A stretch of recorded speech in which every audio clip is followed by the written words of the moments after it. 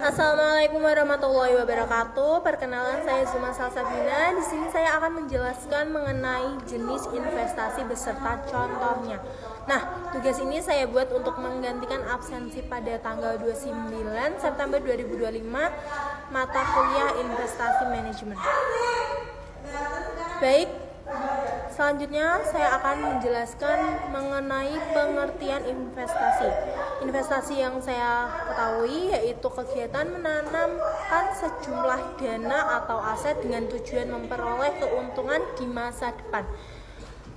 Melalui investasi ini, seseorang dapat mengelola untuk agar nilainya bertambah dan tidak tergerus oleh inflasi. Baik, jenis investasi yang akan kami bahas yaitu emas, deposito, kripto, dan obligasi. Investasi yang pertama yaitu investasi emas. Investasi emas yaitu kegiatan membeli emas dalam bentuk fisik maupun digital sebagai alat penyimpan nilai atau lindung inflasi. Jenis-jenisnya emas fisik berbentuk batangan, koin, atau perhiasan.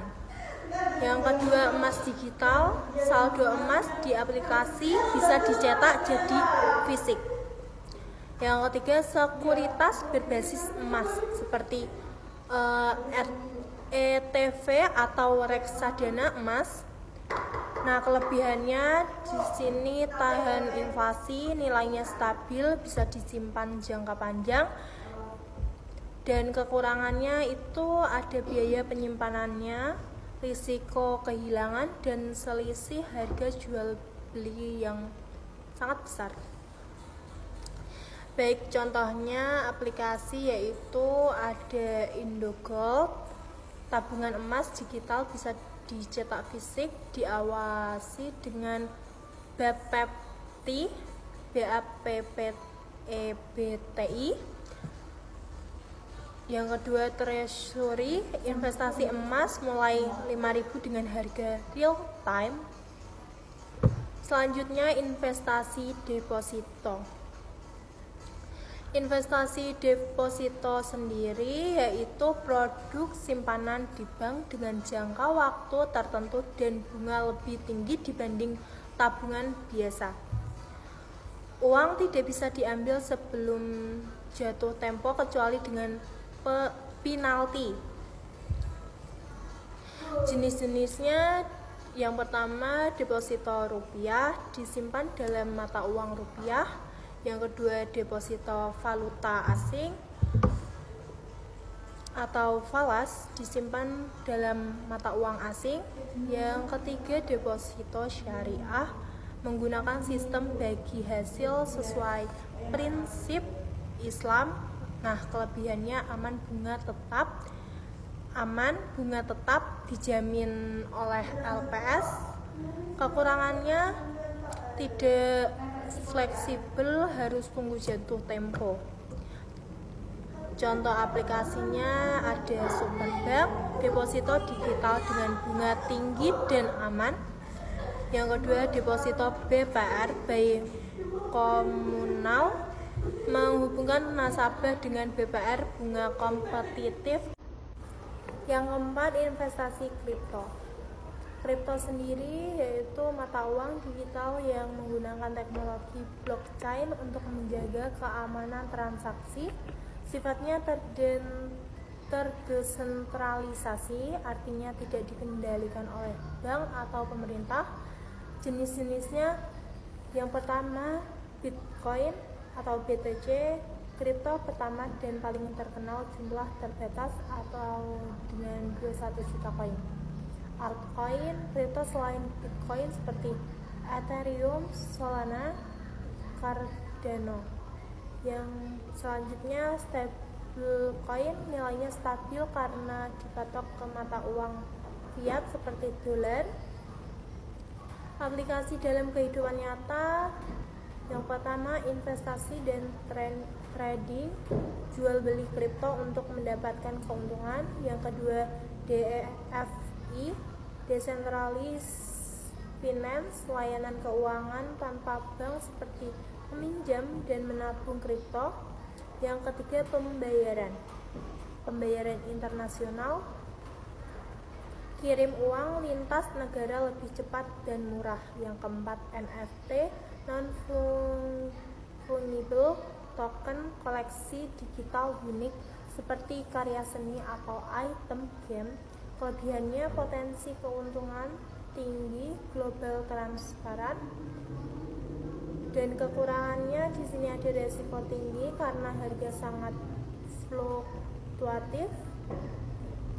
Dan selanjutnya yang terakhir ada investasi obligasi. Obligasi sendiri yaitu surat utang yang diterbitkan oleh pemerintah atau perusahaan untuk mendapatkan dana dari masyarakat dengan janji akan membayar bunga atau kupon secara berkala dan pokok utang pada waktu tertentu. Jenis-jenisnya sendiri yaitu obligasi pemerintah diterbitkan oleh negara. Nah, ini paling aman. Obligasi korporasi diterbitkan oleh perusahaan. Bunga tinggi tapi lebih beresiko. Yang ketiga, obligasi konversi bisa diubah menjadi saham perusahaan penerbit. Contoh aplikasinya, saya memilih Genius Wealth obligasi. Beli obligasi mulai dari 1 juta, kupon hingga 8,375%, aman OJK dan LPS. Yang kedua, DBS Digibank, bisa beli SBN dan sukuk langsung di aplikasi, kupon otomatis masuk ke rekening. Kelebihannya sendiri, penghasilan tetap dari bunga, relatif aman, cocok untuk investasi jangka menengah. Nah, kekurangannya di sini ada resiko gagal bayar atau pada obligasi korporasi. Selanjutnya, kesimpulan.